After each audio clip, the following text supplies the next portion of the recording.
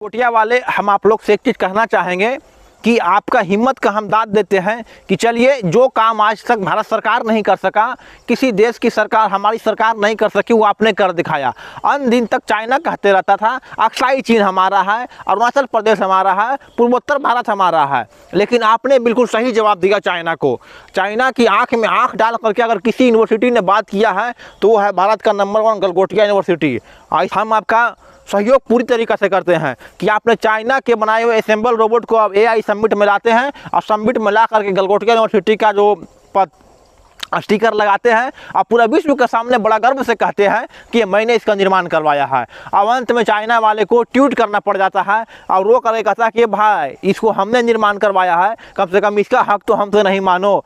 तो एकदम very good Galgotia वाले, इसी प्रकार से काम करते रहिए और चाइना को रुलाते रहिए और देश को विश्व गुरु नहीं विश्व चोर बनाते रहिए। चाइना से एक असेंबल किए हुए रोबोटिक डॉग को लाते हैं, उसका अपना आविष्कार बता देते हैं।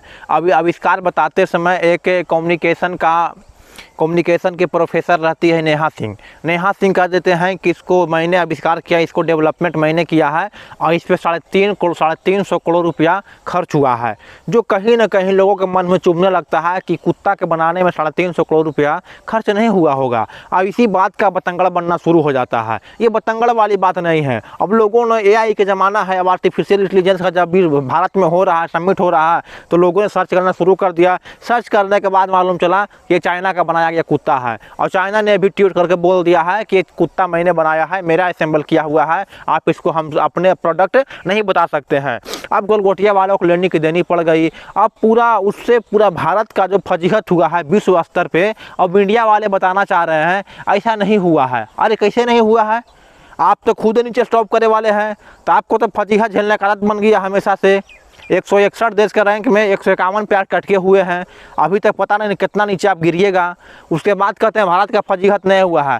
जो भारत विश्व गुरु बनने का सपना देख रहा था, वो भारत आज एक चाइनीज रोबोट को चुरा करके विश्व चोर बन गया है।